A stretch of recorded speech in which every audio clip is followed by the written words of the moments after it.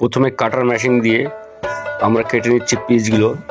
কেটে নিলে আমাদের সুবিধা হবে তুলতে, এর জন্য আমরা মেশিন দিয়ে প্রথমে পিস পিস করে কেটে নেব। হ্যালো প্রাণপ্রিয় বন্ধুরা, কেমন আছো সবাই? আশা করি সবাই ভালো আছো।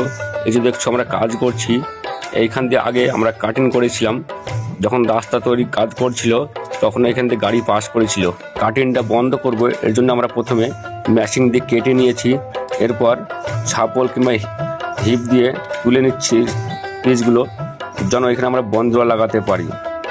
এর জন্য প্রথমে জায়গাটাকে আমরা রেডি করে নিচ্ছি। আজকে সাফ করে জায়গাটা রেডি করে রাখলে কালকে এসে বন্ধুরা লাগাতে পারবো।